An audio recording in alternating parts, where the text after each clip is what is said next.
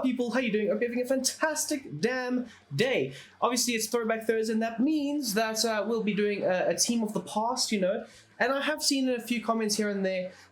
Please do Hansi Flick. So, you know, Hansi Flick's Bayern Munich, that's what we're going to be doing, replicating the 4-2-3-1 that they implemented through Hansi Flick's reign as the Bayern Munich manager. Of course, leaving them and then going to Germany and it not working out so well there for him. But nonetheless, I think he is a fantastic, like honestly, a fantastic manager. Winning them the treble in their first season, obviously that is an insane, absolutely insane achievement in 2020. Was it his first or was it his second? I can't remember. But either way, he was incredible. So I'm going to show you the tactics that you need to implement, the instructions that you need to give in order to replicate and recreate Hansi Flick's Bayern Munich. So starting off with the formation, of course, it's a 4-2-3-1 wide. No real changes to it, no real structural integrity, movements, or anything of that sort. So it's one goalkeeper, two centre-backs, two full-backs, two DMs, one attacking midfielder, two wide midfielders, and then, of course, one striker. So for the tactics under Hansi Flick, I couldn't really fit the identity of this team into one specific tactical vision. So I've gone with a custom, but they are also very well known for their very, very impressive pressing, their aggressive style. Like, if you can think prime Liverpool pressing, like 5 years ago, Liverpool pressing, maybe times that by 2. Because that's how impressive they were. And that Liverpool press system and everything, how it worked, was fantastic. So this Bayern Munich team, they left no time, no stone unturned with their insane press. So for their defensive style, constant pressure is the one, but of course, stamina. Stamina is such a major thing. So I've gone with press after loss of possession. You can alternate between the two, maybe create two sets of tactics. And then when you want to try and ramp it up a bit more, you have the one set of tactics set to constant pressure. But for me personally, pressing after loss of possession also does a very good job in trying to replicate that.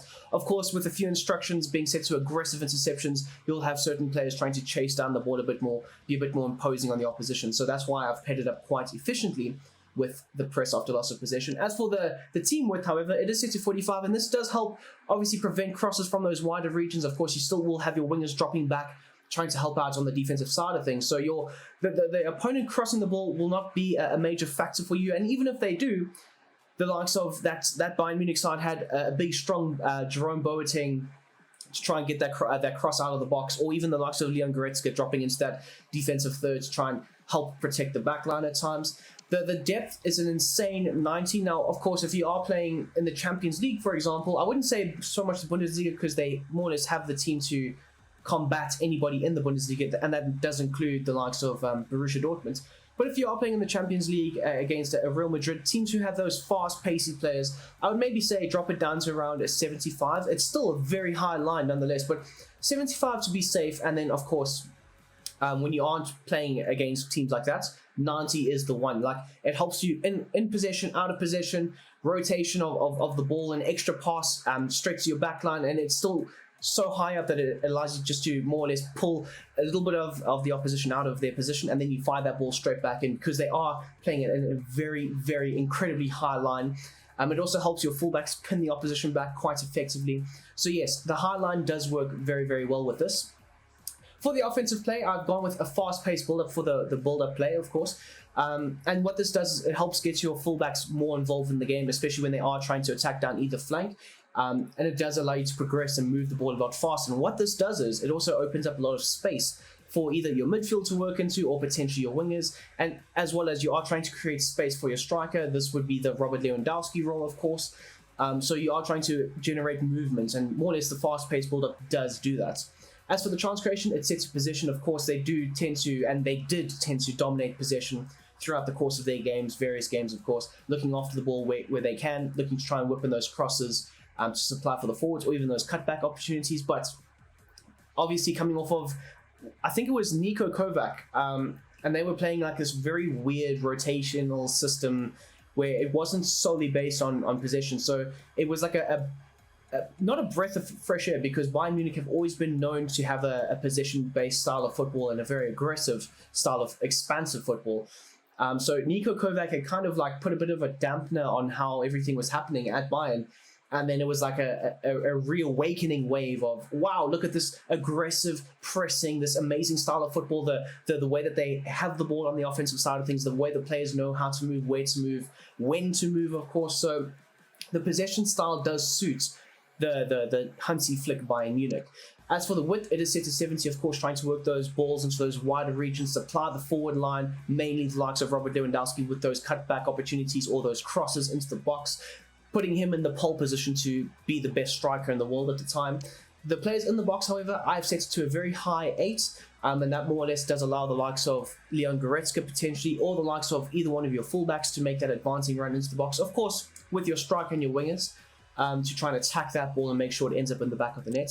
For corners and free kicks, as always, it's a standard approach on this channel. I always set it to 4, and I don't think I've really explained why, but I always find that there's not enough players in the box when you have it set to 2 or 3 or whatever, because you're trying to create those opportunities, those scoring opportunities, that space for a potential goal to be created and worked with. Which is why I normally set it to 4. That's a very good balanced approach that I find with my teams going forward, which is why I always encourage you guys to do the same. So starting off at the back with the instructions, we'll start off with Manuel Neuer, of course, one of the greatest goalkeepers of all time. Of course, he will be playing the Manuel Neuer role. Shock. And I know it recently happened where he ended up leaving and going to do the Germany job, but a lot of this team that you see right here is still in the game. They still play for Bayern Munich. I mean, obviously, Lewandowski left and they've replaced him with Kane. De Ligt and Kim Min-jae have come in and they've replaced the likes of Alaba and Jerome Boateng. And then, of course, Pavard recently left, like last season, and he's gone to play for Inter Milan, and he's been replaced by Mazraoui. But otherwise, that midfield 5, as well as the goalkeeper and Davies, is still the same, which is incredible. They have the foundational DNA to continue the great sustained success. Very much like what Barcelona did. Of course, you do have the age factor with the likes of Muller getting up there in age. I mean, Kimmich, he's what, 27, 28? So, and of course, Manuel Neuer is close to retirement as well. So, obviously, they'll have to replace that. But nonetheless, it's still very, very impressive that they have still maintained the structure and the success from that treble winning side. So, anyway, back to Manuel Neuer. He's set to come for crosses and be a sweeper keeper. Of course, it goes without saying, Manuel Neuer being a sweeper keeper makes the most sense. The ball at his feet is incredible. His ability to pass out from tight situations, fantastic. And of course, you are playing an incredibly high line. So you will need your goalkeeper to be a bit more agile, you could say, making those runs off of his line, making sure he's being very much involved in the build-up play going forward. And of course, come for crosses, it makes the most sense, making sure he's alleviating the stress on the back line when need be. As for your 2 centre-backs, there's no real changes needed. Of course, the Alaba and Jerome Boateng roles. I mean, I think you could potentially, if you wanted to, but this does leave a bit more of the defensive structure in a bit of a shambles. But for Alaba, you could have him join the attack in certain moments, advancing the ball into the midfield. But I think you could manually do that regardless, so I wouldn't change too much with it. As for the likes of Mazraoui playing the Pavard role, now, it's a bit of a slightly different role for both of your fullbacks. But as for the Pavard role, he is set to having a balanced attack. So he can obviously look to advance the ball, help the field, be a bit more involved in the attacking play, especially if it is down the right-hand side. But in saying that, you do want him to stay back and just show a bit more structural integrity at the back, especially on that right-hand flank, because you don't really always want the likes of Gnabry coming back all the time. The likes of his interceptions is set to normal, as well as his run type is set to invert. So when he does make that advancing run, he'll often provide an underlapping support run for the winger. And then as for his defensive position, because he does look to stay back a little bit more, he will be a bit more aggressive and imposing towards the opposition, with him set to step up. So moving on to our left back, we've got Alphonso Davies. His role really hasn't changed since Hansi Flick, to be honest. And I mean, this is more or less the manager that did make, you know, Alphonso Davies the left back that he is today. I mean, many people say he should be a winger, but essentially in this role, he is a winger. He makes those overlapping runs. He's bombing on forward. He's always involved in the offensive build-up play going forward. So you do want him to do that, and in order to do that, you have him set to join the attack. Normal interceptions are set to be on form. Run type is set to overlap. This does allow him to create a lot of space and width down that left-hand flank. And then, of course, his defensive position, you don't really want him being too aggressive. You want him to be able to track back when need be. He's set to stick to position, so he will join the defensive side of things more times than not and not be out of position trying to chase the ball or be too aggressive with the opposition. Moving on into the midfield, we'll start off with Kimmich. Of course, he's set to cut past hands and have a balanced attack. Now, you could say he should be able to drop deep and shield that backline. But again, Kimmich was very involved in both sides. He was very much a box-to-box player. Of course, he is a DM in this role, and so is the likes of Goretzka.